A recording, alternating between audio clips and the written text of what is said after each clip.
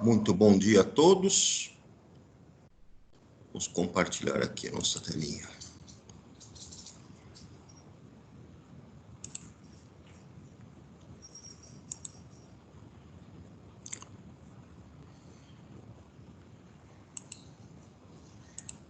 Fechar essas coisas aqui. Pronto.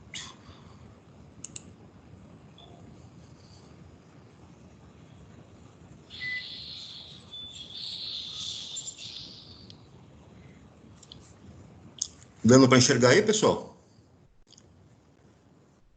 Sim. Abriu aí para vocês? Sim, tá dando para enxergar. Maravilha. Então, vamos lá. Retomar aí o nosso conteúdo a respeito de fenômenos nucleares. Na aula passada eu tinha comentado com vocês como é que eram, né, as emissões de radioatividade, os tipos de emissões.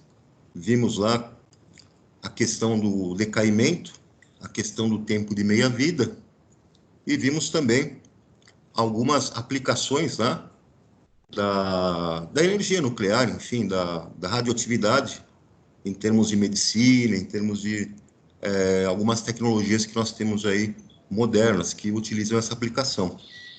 E ficamos hoje de fechar esse assunto vendo outras aplicações da radioatividade, dentre elas a geração de energia, né, a energia nuclear. Então, dentro de um processo de geração de energia nuclear, nós utilizamos um fenômeno que acontece que é chamado de fissão nuclear.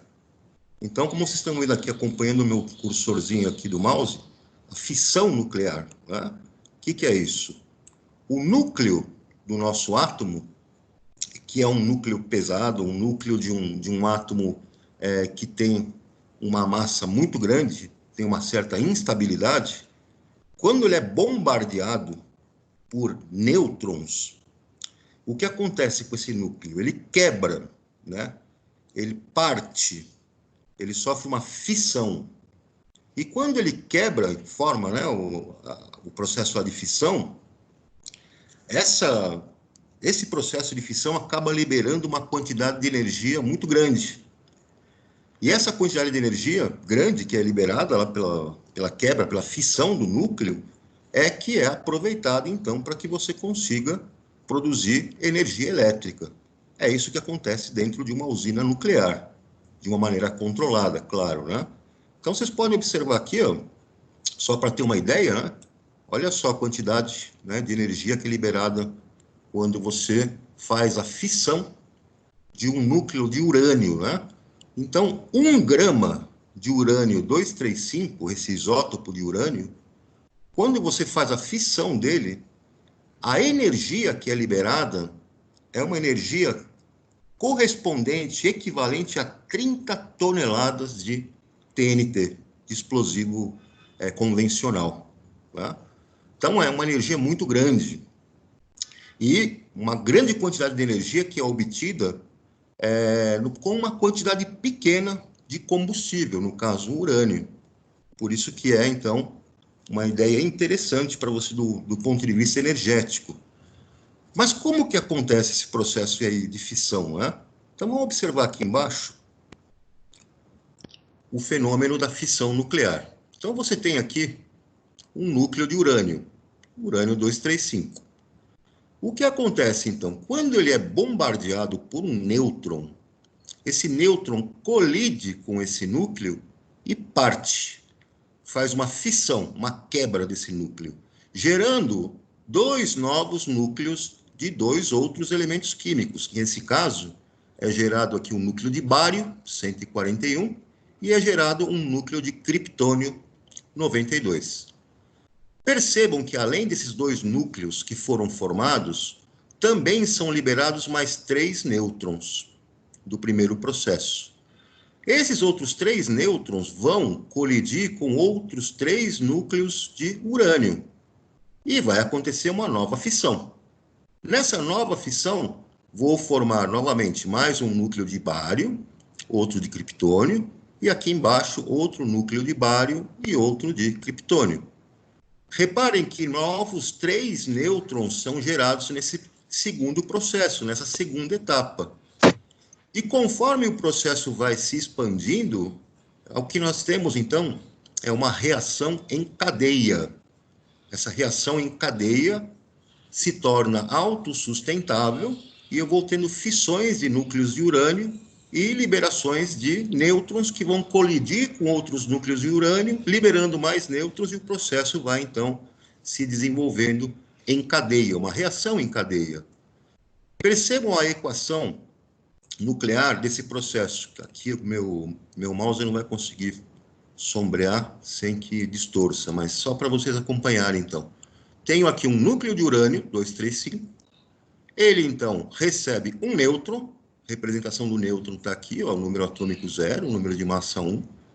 E eu vou formar um núcleo de criptônio, 92, mais um núcleo de bário, 141, e mais 3 nêutrons que são produzidos no processo de fissão, além de toda aquela quantidade de energia que o meu processo gera. Então, se vocês fizerem o balanço para essa equação nuclear, reparem que eu tenho, em termos de número atômico, eu parti de urânio com 92 prótons. E o nêutron não tem próton, então aqui a representação é 0. Então, a soma que eu tenho desse lado é de 92. Do lado direito, eu tenho 36 do criptônio, mais 56 do bário, mais 3 vezes 0 aqui, que não tem prótons no nêutron, né? Então eu volto a ter 92. É uma equação nuclear balanceada. Olhando para a massa, eu parti de 235 de massa do urânio, mais 1 do nêutron, então 236 na somatória aqui do lado esquerdo. Lá do lado direito, eu tenho 92 do criptônio, mais 141 do bário, mais 3 vezes 1. Para cada nêutron que eu tenho uma massa de 1, então eu multiplico por 3 aqui, eu volto a ter 236. Então, na parte de cima, na massa está balanceado, na parte de baixo, na quantidade de prótons, no número atômico, também está balanceada. Então, nessa equação de fissão nuclear, eu percebo que eu estou liberando uma grande quantidade de energia e estou produzindo, né, transformando esse urânio em novas substâncias. Eu estou transformando lá o urânio, esse isótopo, no processo de fissão, acaba se transformando em bário e criptônio, que são resíduos radioativos também, o que vai nos gerar um problema lá na frente, no processo, né, da energia nuclear, que são os resíduos radioativos, o que fazer com eles depois, né? Então, como que isso é controlado lá dentro de uma usina nuclear? Como é que isso acontece? Então, eu tenho aqui um reator nuclear. Esse reator é do tipo reator de pressão, reator de água, né? Pressurizada, na verdade. PWR lá no inglês, né? Então, o que eu tenho aqui dentro? Eu tenho aqui, nessa estrutura, o pressurizador. Dentro dessa estrutura, eu vou ter lá o meu núcleo, né? Esse núcleo, ele é composto do quê? Então, ele vai ter algumas barras de controle para que essas barras, que estão cheias de urânio, elas, então, entrem em contato, né, com essa região do reator, onde vai acontecer a fissão nuclear. Esse núcleo, então, ele fica muito quente, porque o processo de fissão nuclear que vai acontecendo no urânio dessas barras é um processo que libera muito calor, esquenta pra caramba. Fica muito quente essa região. Então, como fica muito quente, enquanto acontece o processo de fissão aqui no núcleo, eu tenho aqui do lado, né, uma bomba, né, um gerador de vapor, e eu tenho uma circulação de água que acontece aqui no núcleo e com o nosso vamos dizer, como se fosse uma caldeira, né? Como se fosse uma estrutura com água sendo muito aquecida e liberando aqui na parte de cima o vapor. Esse vapor de água que é produzido aqui, então, está sob pressão. E quando você faz uma produção de vapor sob pressão, você consegue fazer com que essa água seja aquecida a uma temperatura muito maior do que a temperatura de ebulição dela. Ela chega a ficar aqui em 320 graus. Esse vapor que sai daqui, então, a 320 graus, sai muito pressurizado, uma pressão tremenda. E ele vai ser direcionado, então, para onde? Para uma turbina.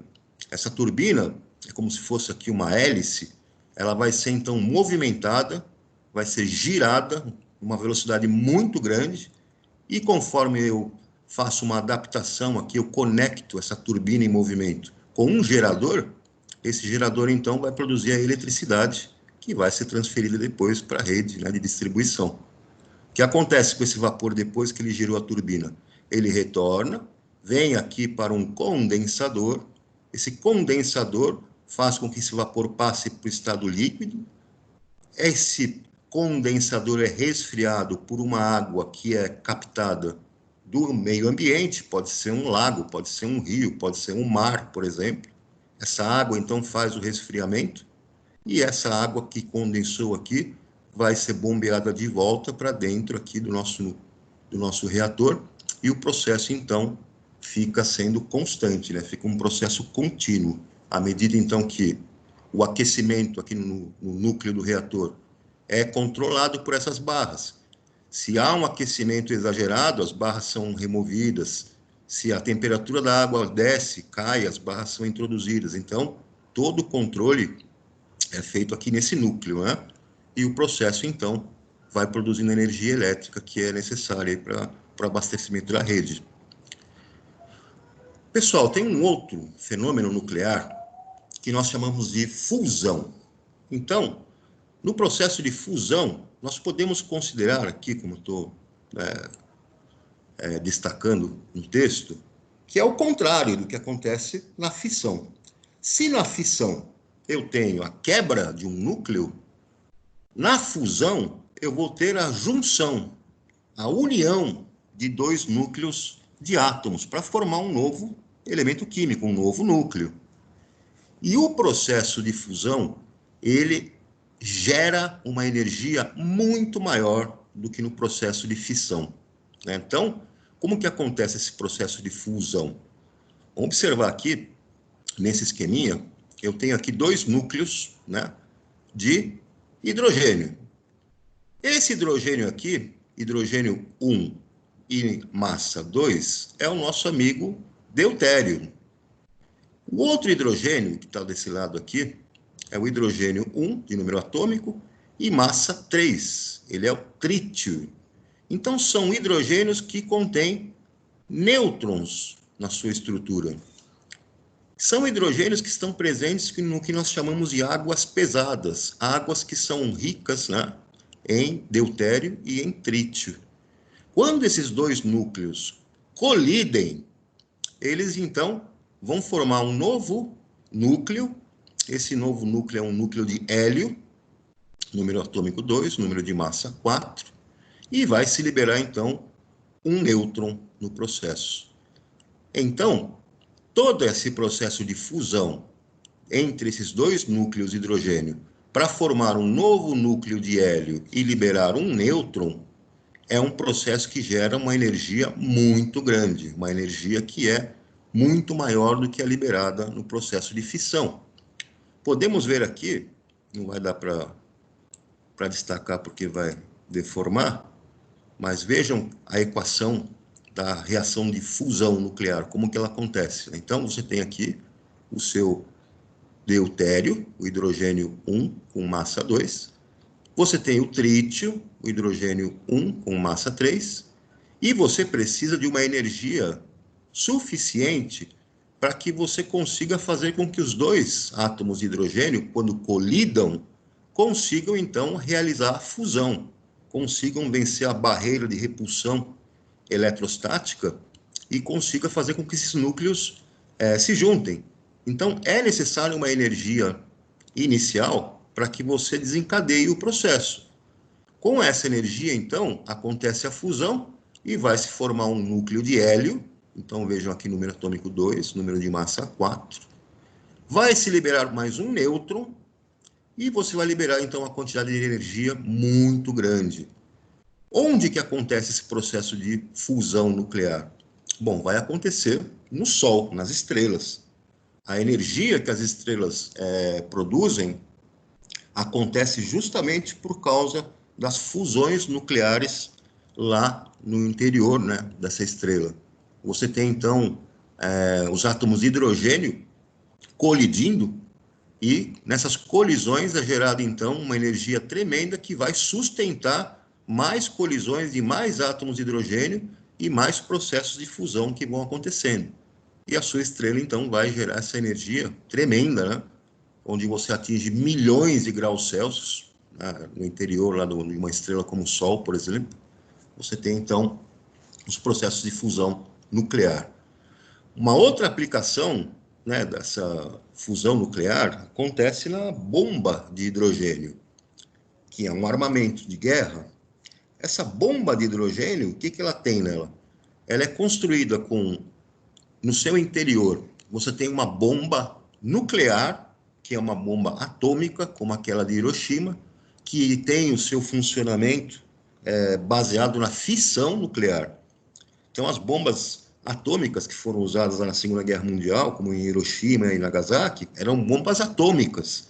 Eram bombas que se baseavam no processo de fissão nuclear e já geravam uma energia tremenda, destrutiva, né? Então, nós vimos lá os efeitos que essas bombas atômicas, né, causaram.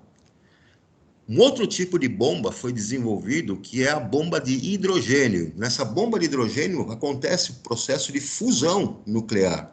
Então, dentro da bomba de hidrogênio, você tem uma bomba atômica que vai gerar o processo de fissão nuclear, vai gerar aquela energia necessária para que aconteça a fusão nuclear, que é o que vai acontecer, então? Você tem dentro dessa bomba aquelas águas pesadas que eu falei para vocês, cheias de deutério e de trítio.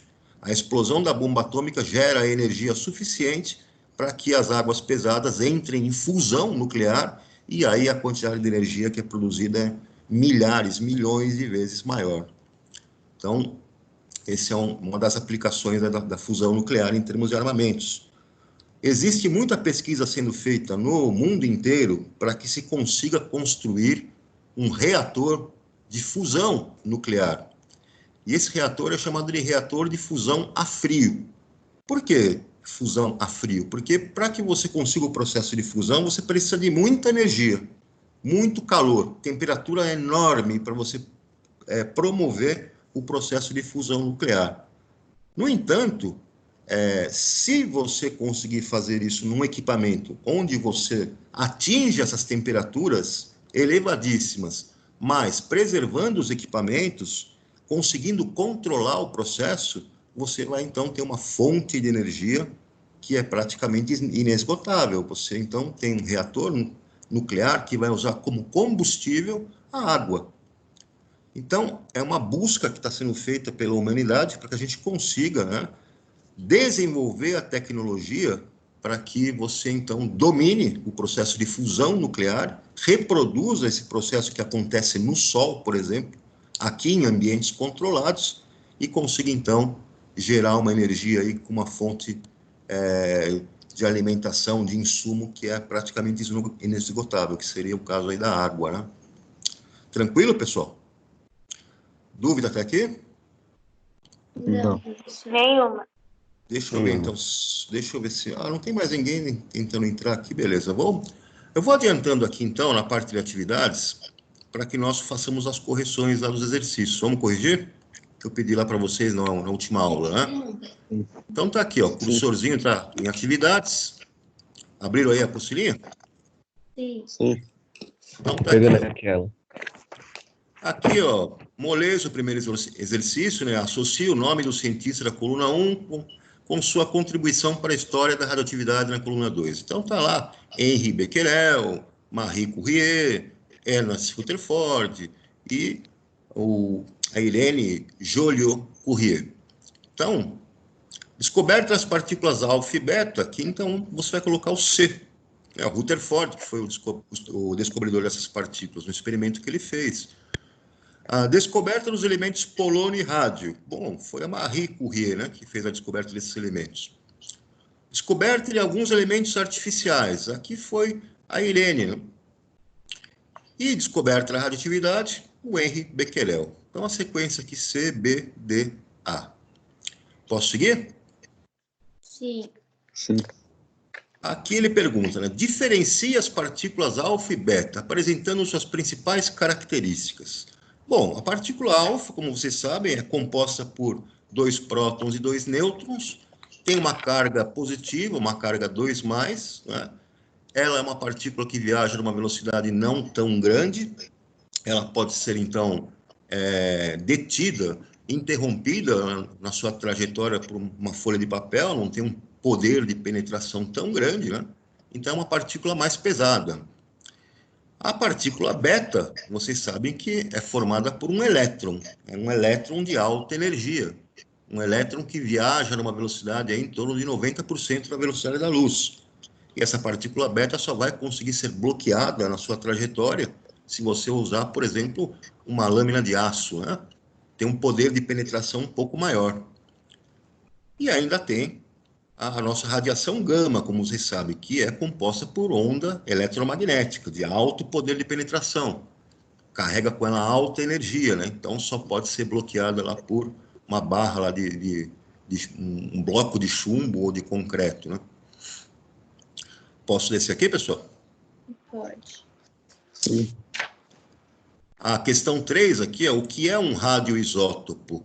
Um radioisótopo vai ser qualquer tipo de substância que apresente propriedades de emissão de radioatividade, né? Então, um radioisótopo vai ser o isótopo de um determinado elemento químico que tem atividades, né, nucleares, tem atividade radioativa, emite radiação. Aqui Tipo no exercício... carbono 14? Carbono 14, perfeito. Carbono 14 é um exemplo. O próprio urânio 235 também é um exemplo. Você tem os gases que são isótopos do radônio, que também são emissores de radioatividade. Você tem lá o césio 137, você tem o polônio, uma série de elementos químicos aí que têm atividade radioativa, né? Então, são radioisótopos. Aqui no exercício 4, então, ele pergunta aqui, a emissão de radiação gama por determinado isótopo radioativo origina um novo elemento químico? Por quê? Não. Não origina, né, pessoal? Porque a radiação gama são simplesmente ondas eletromagnéticas. E essas ondas eletromagnéticas não mudam o número atômico do nosso elemento, né? Ele continua o mesmo número atômico.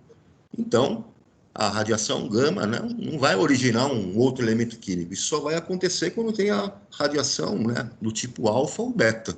No caso da radiação gama, não há mudança do elemento químico, somente ondas eletromagnéticas é que foram, né, emitidas. Aqui no exercício 5, tenho lá, um átomo radioativo emite uma partícula alfa. Então, o valor do número de massa, o que acontece com o número de massa? Bom, se ele emitir uma partícula alfa, a partícula alfa é composta por número atômico 2, número de massa 4. Então, se emitir uma partícula, o número de massa deve diminuir 4 unidades. Tá certo? Então, alternativa B aqui, eu tenho uma diminuição de 4 unidades no número de massa na formação do novo elemento químico. No exercício 6, ele foi um pouquinho mais trabalhoso, né? Então, ele quer que você complete as equações nucleares apresentadas a seguir. Então, para completar as equações nucleares, a primeira aqui no item A, ele tem aqui o urânio, 236, recebeu um nêutron, formou um novo núcleo de cério, e aqui o número de massa do cério está representado pela letra A. É o que nós temos que descobrir aqui, esse A. Formou um núcleo de selênio, 84, e aqui eu tenho esse número atômico Z, eu tenho que descobrir. E liberou 3 nêutrons. Como que eu faço para descobrir isso? Bom, eu vou fazer a somatória embaixo e a somatória em cima. E vai ter que bater, vai ter que estar equilibrado, né? Balanceado. Então, para descobrir qual é o valor de A, o que eu faço? Eu sei que 236 mais 1 vai dar 237 aqui, não é? Tem que ser igual à somatória aqui desse outro lado. A mais 84 mais 3 vezes 1. Fazendo essa igualdade e isolando o A, eu descubro então que o A vale 160. Agora eu vou fazer o mesmo processo na parte de baixo da equação. Então eu vejo que 92 do urânio mais 0 do nêutron vai dar 92. Do lado de cá, direito, eu tenho que fazer, então, 58 mais Z mais 3 vezes 0, 0. Isolando o Z, eu descubro que ele vale, então, 34. E aí eu escrevo a minha equação aqui, ó, toda balanceadinha, toda arrumadinha aqui na parte de baixo. Acertaram esse, pessoal? Sim. Ó, mesma coisa no item B aqui. No item B, eu tenho o americium com o cálcio. E o cálcio aqui tem esse Z aqui embaixo, que eu tenho que descobrir quem que é, que valor que é esse Z. Aí eu tenho do lado de cá essa quantidade X de nêutrons que vai ser produzida. Bom, como que eu faço então? Parte de cima primeiro, na massa, né? 243 mais 48 tem que bater com 288 mais X vezes 1, X. Nessa continha eu isolo esse X e descubro que vale 3. Na parte de baixo, 96 mais Z tem que ser igual a 115 mais 0. E então eu descubro que Z vai valer quanto? Vai valer 20. Escrevo uma equaçãozinha aqui, balanceadinha, na parte de baixo. Beleza, turma? Sim. Vamos para o item C aqui, então. Aqui pegou o califórnio 249, vai também reagir, aqui na verdade uma reação nuclear com o 48 do cálcio. E do lado de lá eu tenho o oganossono com número de massa A, que eu não sei, e liberou 3 nêutrons. Então o que eu faço? 48 mais 249 tem que ser igual ao A mais 3 vezes 1, 3. Isolo o A na minha continha e chego aqui em 294. Na parte de baixo, o califórnio, eu não sei qual é o número atômico dele, é Z. Então, eu vou fazer Z mais 20, tem que ser igual a quanto? Ao 118, mais 3 vezes 0, 0. Isolando o valor de Z, eu chego, então, aqui em 98. E escrevo a equação bonitinha aqui embaixo. Moleza? Sim. No item D, eu faço a mesma coisa. Balanço, né, equilíbrio de um lado e do outro, em cima e embaixo. Eu tenho, então, aqui, para o plutônio, 244 em massa, mais 1 de um nêutron, então eu chego em 245 desse lado. Do lado de lá, eu tenho o A, que eu vou descobrir do samário, mais 86 do germânio, mais 3 vezes 1 da massa do nêutron. Isolo o valor do A e descubro que ele tem 156 de massa. Faz o balanço embaixo agora, no número atômico. Plutônio, então, tem 94. Somo aqui com 0 do nêutron, então desse lado é 94. Do lado de lá, o samário tem 62, mais o Z do germânio, que eu quero descobrir quanto é que é, mais 3 vezes 0, 0, da massa do nêutron. Isolo o valor de Z e chego aqui em 32 para o germânio. E escrevo a equaçãozinha aqui, balanceadinha, na parte de baixo. Moleza, pessoal? Sim. Posso avançar aqui ou tem gente copiando aí? Pode avançar, professor. Pode avançar. Então, vamos lá. Aqui tem um exercício 7, né? Então, ele diz aqui, pacientes que sofrem de câncer de próstata terão em breve acesso facilitado a uma terapia que proporciona um índice de cura de até 88%. O tratamento utiliza cápsulas ou sementes radioativas de iodo 125, implantadas por meio de agulhas especiais na próstata do paciente. O domínio da tecnologia de produção dessas sementes foi obtido por uma equipe de pesquisadores do Instituto de Pesquisas Energéticas e Nucleares, o IPEN. Aí ele diz, considerando-se que o isótopo iodo 125 possui meia-vida de aproximadamente 60 dias e que as sementes radioativas implantadas contêm 5 miligramas desse isótopo, passado meio ano da data de início do tratamento terapêutico com essas sementes, que massa em miligramas, vou subir aqui, de iodo 125 ainda está presente no organismo do paciente. Então, vejam, pessoal, qual foi a informação que ele deu para nós aqui? Ele disse que a meia-vida desse iodo é de 60 dias. Né? Então, no início, você partiu aqui de 5 miligramas.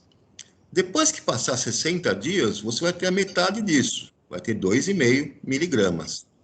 Passados mais 60 dias, você vai ter a metade de 2,5, vai ter 1,25 miligramas. E assim por diante. A cada 60 dias, então, você vai ter a redução da massa inicial pela metade. Então, a pergunta que ele fez aqui, ó, é a seguinte.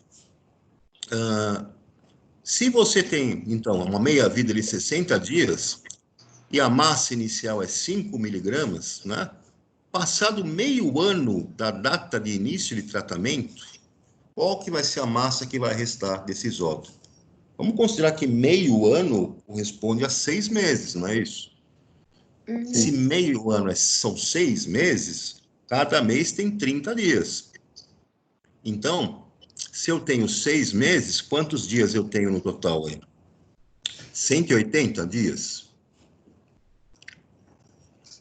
E se são 180 dias, quantas meia-vidas nós utilizamos aí? 3. Cada meia-vida é 60, então nós tivemos 3 meia-vidas passadas. Então, daqueles 5 miligramas que eu parti, eu vou, então, ter uma redução pela metade numa primeira etapa, numa primeira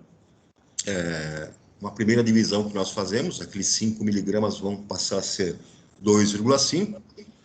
A segunda meia-vida, 2,5 eu vou dividir por 2, eu vou para 1,25. E a terceira meia-vida, o 1,25, eu vou dividir por 2 e vou chegar em 0,625. Ou seja, alternativa E. Tranquilo, pessoal? Você pode explicar de novo? Foram 3 meia-vidas. Né? Foram 3 meia-vidas passadas. Porque ele disse que quer saber quanto que vai sobrar daquela massa inicial de 5 miligramas. Se a meia-vida desse isótopo é de 60 dias, passados, então, 6 meses, que é meio ano, esses 6 meses correspondem a quantos dias? 180 dias. 180 dias corresponde a quantas meias-vidas passadas? Se cada meia-vida é 60 dias, 180 dias, então, correspondem a 3 meias-vidas que foram passadas aí. Então, o que vai acontecer? Se foram 3 meia-vidas que você teve de tempo, começou com 5. Passou uma meia-vida de 60 dias, diminui pela metade. Então, eu vou ter de 5 caindo para 2,5. Passou a segunda meia-vida, mais 60 dias, vai reduzir pela metade de novo. Então, esses 2,5 vai dividir por 2, vai dar 1,25. E quando terminar a terceira meia-vida, que completam 180 dias, meio ano, você vai reduzir de novo pela metade. Então, você tinha 1,25, divide por 2, vai chegar em 0,625. Então, são 3 etapas. Né? Oi? E aí isso dá a resposta. Isso. Aí eu venho aqui na alternativa E. Você vai fazer, então, 3 meias-vidas, você vai dividir por 3 sequencialmente. 3 divisões por 3 na sequência, para chegar aí na quantidade que vai restar no paciente, né? No final. Tranquilo, pessoal? Sim. Tranquilo, professor, agradeço. Ok, deixa eu prosseguir, então. Vamos aqui para o 8. Então, tá lá. Uma das maiores catástrofes da história foi a invenção e o lançamento da bomba atômica nas cidades japonesas de Hiroshima e Nagasaki. O modelo abaixo representado foi a base para a construção da bomba atômica. Então, vejam, um nêutron vem e bombardeia um núcleo X, esse núcleo sofre uma fissão e vai originar 2 novos núcleos, Y e Z, e vai liberar energia, né? Essa energia e mais 3 nêutrons, claro, a gente sabe que é um processo de fissão nuclear. Então, em relação ao modelo, assinale a alternativa correta. Pessoal, está na cara que isso aqui é uma fissão nuclear, concordam?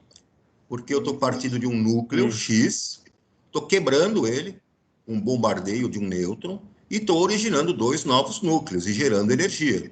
Então, a alternativa aqui correta, a alternativa D, é uma representação de uma fissão nuclear. Avançando mais um pouquinho. Vamos ler aqui, então, o enunciado do cara. O programa nuclear do Irã tem chamado a atenção internacional em função das possíveis aplicações militares decorrentes do enriquecimento de urânio. Na natureza, o urânio ocorre em duas formas isotópicas, o urânio 235 e o urânio 238, cujas abundâncias são respectivamente 0,7% e 99,3%. O urânio 238 é radioativo, um tempo de meia-vida de 4,5 bilhões de anos, independentemente do tipo de aplicação desejada. Sobre o uso do urânio, considere a equação abaixo e analise as afirmativas a seguir. Então, ele colocou aqui a equação manjada, que vocês já viram, de fissão nuclear do urânio. O urânio 235 é bombardeado por um nêutron, acontece a fissão, vai gerar um núcleo de bário, um núcleo de criptônio e liberar mais 3 nêutrons. Ele quer, então, que você veja quais afirmativas aí são verdadeiras, né? Então, a afirmativa 1 aqui. O urânio 238 possui 3 prótons a mais que o 235? É falso. É falso, porque o urânio é urânio, o número atômico dele é o mesmo. O que eles têm de diferente é o número de massa. Um tem mais nêutrons do que o outro. O 238 possui 3 nêutrons a mais do que o 235. Mas a quantidade de prótons é a mesma, eles são o mesmo elemento químico, né? Segunda afirmação, os 3 nêutrons liberados podem iniciar um processo de reação em cadeia? Verdade, verdade. Justamente o que sustenta o processo, né, da reação em cadeia é a liberação desses 3 nêutrons a cada fissão de cada núcleo de urânio. Vamos para o 3. O criptônio formado tem número atômico igual a 36 e número de massa igual a 96? É verdade ou não é? Se você fizer a somatória em cima, o número de massa lado a lado, e a somatória embaixo, lado a lado, você vai descobrir, então, que o valor de x e o valor de y que ele coloca aqui não corresponde a 36 e a 96. Então, falso. Afirmativa 4. A equação acima representa a fissão nuclear do urânio? Verdade, representa a fissão nuclear. A afirmativa 5. Devido ao tempo de meia-vida extremamente longo, o urânio 238 não pode, de forma alguma, ser descartado no meio ambiente?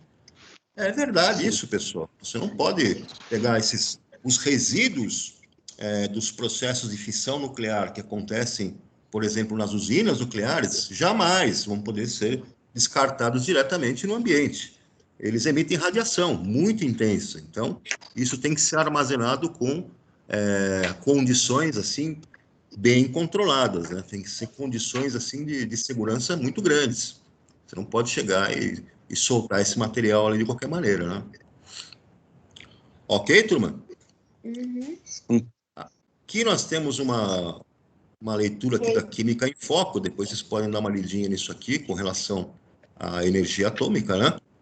Como é que nós podemos enxergar as vantagens e desvantagens da energia atômica, né? Não existe nada que se faça que só tenha vantagem, né? Sempre tem alguma coisa que tem uma desvantagem. O que importa é o balanço que você faz. Você tem que sempre ter um processo que te gera mais vantagens do que desvantagens, para que ele seja possível de ser feito, né? Então, aqui ele diz o seguinte, né, nas questões. Cite algumas formas práticas relacionadas ao seu dia a dia de como você pode colaborar para a redução de energia elétrica. Aí a resposta é pessoal, né? Vocês podem colaborar reduzindo o tempo de banho, mantendo luzes apagadas em locais que não estão sendo usados, utilizar equipamentos que consumam menos energia, que tenham uma tecnologia melhor, trocar a lâmpada incandescente por lâmpada do tipo LED, tentar lavar as roupas todas de uma vez, acumular as roupas para lavar, acumular as roupas para passar com ferro de uma vez. Tem vários tipos de colaborações que vocês podem fazer para reduzir o consumo de energia. No item B, entre as fontes de energia indicadas no texto, qual apresenta o menor impacto ambiental?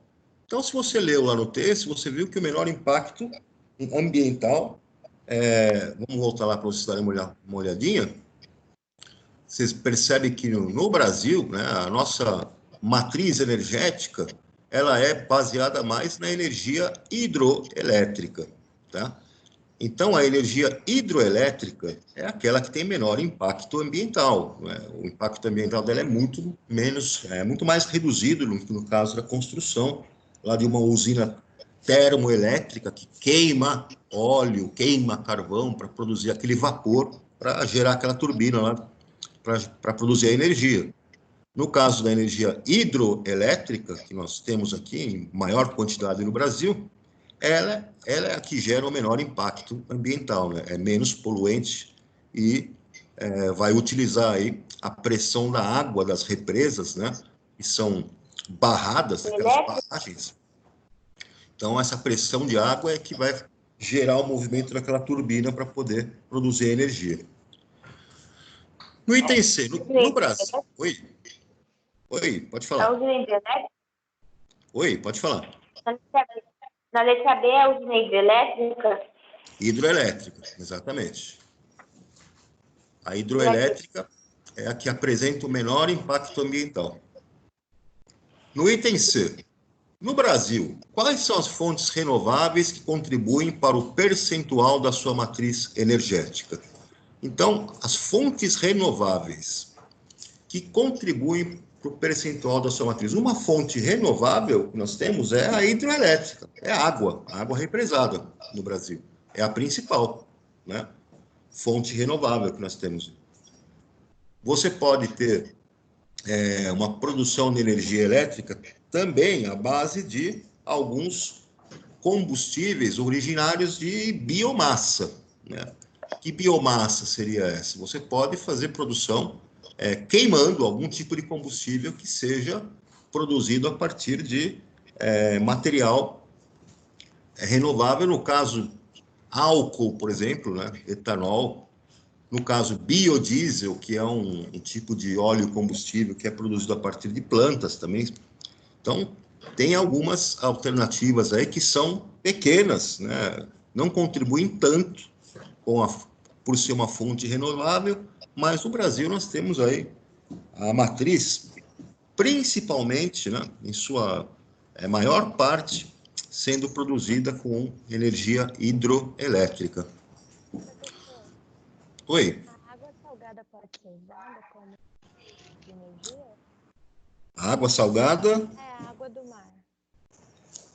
Não, nesse caso não. A água do mar ela vai ser utilizada lá na usina nuclear, por exemplo, para poder fazer o resfriamento no condensador, né? Então, ela só é utilizada para resfriamento. Agora, para a produção de energia, essa água do mar ainda não tem uma aplicação, a não ser que você construísse aquele reator de fusão nuclear, que é o que eu disse para vocês, que é uma tecnologia que ainda está sendo desenvolvida, né? Mas, então, essa água do mar ela não tem um aproveitamento para geração de energia. Tudo bem, pessoal? Sim. Vejam só, temos aqui uma hora do estudo, não temos? Vamos, então, deixar aqui uma liçãozinha para vocês, para que vocês façam essa hora do estudo, aí na página 60, aí na página 61, página 62, página 63, tem uns exercícios bons aí de vestibulares para vocês trabalharem, página 64, e aí nós fechamos essa apostila finalmente. Tranquilo, pessoal? Sim. Sim, professor. Tranquileba. Maravilha. Alguém tem dúvida? Alguém tem alguma parte aí que ficou na dúvida, ficou perdido? Tá tranquilo? É tranquilo. Maravilha. Olha, a prova bimestral de vocês vai ser feita pelo Positivo On, né? Então, as questões que vão aparecer lá para vocês são todas referentes a essa parte, a esse capítulo sobre fenômenos nucleares. Tranquilo, pessoal? Uhum. Esse vai ser o nosso conteúdo. Eu vou pedir para vocês fazerem esses Vai ser fenômenos exercícios. nucleares? Fenômenos nucleares. O conteúdo vai ser esse. Agradeço. Eu vou pedir para vocês fazerem esses exercícios aqui da hora do estudo. Vamos fazer aquele mesmo esqueminha, depois vocês me tiram uma fotinha e mandam lá na atividade lá do Positivo On, para a gente poder fazer aqui as contagens lá de vistos, tá? Sim. Deixa eu sair aqui dessa tela e voltar para a original aqui. Vamos ver.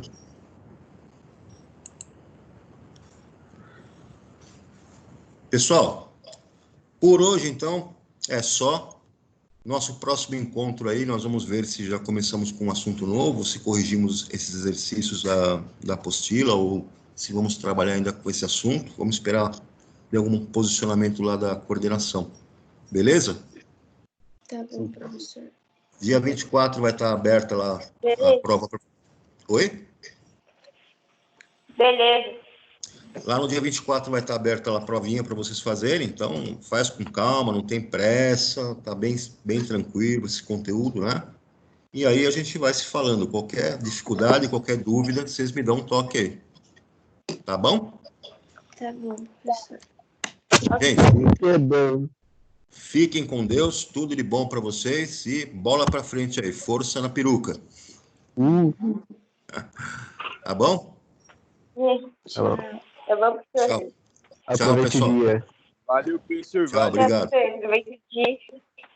Falou, gente. Tudo de bom para Tchau. vocês. Tchau. Abração. Tchau, tchau. Tchau. Tchau, tchau.